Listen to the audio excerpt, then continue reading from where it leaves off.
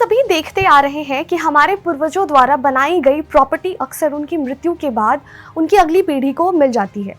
ये परंपरा काफी पुराने समय से चलती आ रही है। लेकिन क्या हो अगर आपको अपने पूर्वजों द्वारा बनाई गई प्रॉपर्टी पर भी टैक्स देना पड़ जाए? दरअसल भारत में इन दिनों इसी बात को लेकर राजनीतिक चर्चा जोरों पर है। वो इसलिए क्योंकि इंडियन ओवरसीज कांग्रेस के अध्यक्ष सेम पित्रोदा ने पूर्वजों की संपत्ति को लेकर एक बयान दिया है। बता दें कि पित्रोदा का ये बयान इनहेरिटेंस टैक्स यानी विरासत टैक्स से जुड़ा हुआ है। आज के इस वीडियो में हम इसी इनहेरिटेंस टैक्स के बारे में विस्तार से बताएंगे। आगे शुरू करने से पहले हम ये जान लेते हैं कि ये सेम पित्रोदा ने ऐसा क्या कह दिया जो इतना बड़ा बवाल मच गया। It doesn't mean that you are going to take their wealth and give it to somebody. It means to create new policies so the concentration of wealth can be prevented. It's like Monopoly Act. Okay? It doesn't mean that I'll take your shirt away. All right? That's how do you read that? I don't understand. How can you do that? Okay? It's not physically possible to do that. But you can say the future policies would be such that this particular group cannot be into everything. There is a Monopoly Act in America also. You know, we have to make sure that few people become so rich that they begin to run government. We have to make sure that's the requirement in democracy, everywhere in the world. Nothing wrong in being rich, nothing wrong in accumulating wealth, but to what point? Let me tell you, in America, there is an inheritance tax. So if, let's say, one has $100 million worth of wealth, and when he dies, he can only transfer probably 45% to his children. 55% is grabbed by government. Now that's an interesting law. It says, you in your generation made wealth. ये तो हुई same Pitroda की बात। अब जान लेते हैं कि ये विरासत टैक्स होता क्या है। विरासत टैक्स, जिसे मृत्यु कर यानी डेथ टैक्स या स्टेट टैक्स भी कहा जाता है, ये टैक्स जो किसी मृत व्यक्ति के विरासत में मिली संपत्ति पर लगाया जाता है।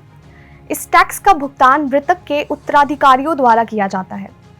ये पहली बार साल 1953 में भारत में 50% की दर से पेश किया गया था, जो 1956 में 75% तक बढ़ा दिया गया था। वर्ष 1985 में इस कर को 45% तक कम कर दिया गया था।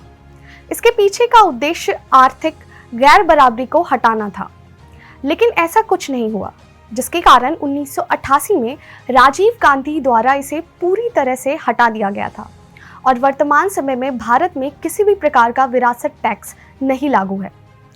अगर बात करी जाए तो अमेरिका में विरासत में मिलने वाली संपत्ति पर यह टैक्स लगाया जाता है।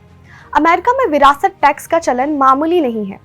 ये टैक्स इस बात पर निर्भर करता है कि मरने वाला व्यक्ति किस राज्य में रहता था या उसकी संपत्ति किस राज्य में थी।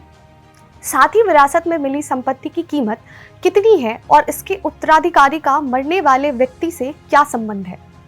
जानकारी के लिए बता दें, अमेरिका के अलावा Kentucky, Maryland, Nebraska, new Jersey, Pennsylvania में विरासत टैक्स की परंपरा है। इसके अलावा और भी कई देशों में ये टैक्स लिया जाता है। अब ये जान लेते हैं कि इस टैक्स को कैलकुलेट कैसे किया जाता है। दरअसल इसके लिए हर एक देश में अलग अलग टैक्स रेट होता है। आमतौर पर ये एक प्रगतिशील दर यानी प्रोग्रेसिव रेट जैसा होता है।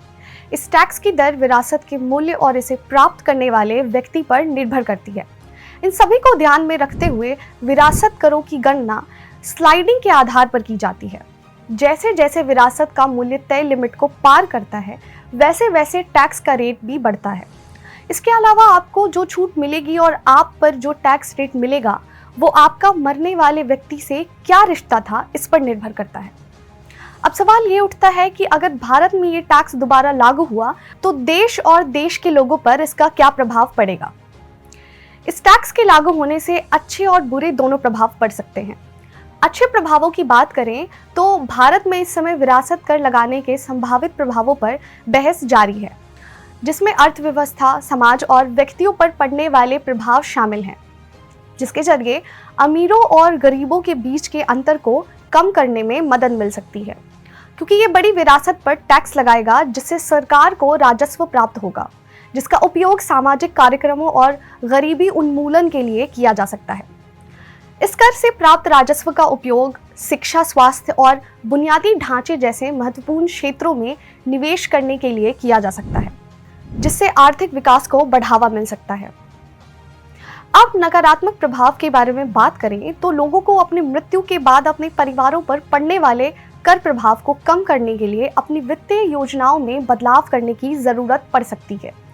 ये नियम पारिवारिक व्यवसायों को प्रभावित कर सकता है, खासकर अगर उन्हें अगली पीढ़ी को हस्तांतरित किया जाना है। ये ध्यान रखना महत्वपूर्ण है कि ये केवल संभावित प्रभाव है और वास्तविक प्रभाव कई कारकों पर निर्भर करेंगे, जैसे कि टैक्स पे छूट और टैक्स रेट आदि। आज की वीडियो में बस इतना ही। हम फिर मिलेंगे एक नए कार्यक्रम के साथ। तब तक के लिए मुझे दीजिए इजाजत। नमस्कार।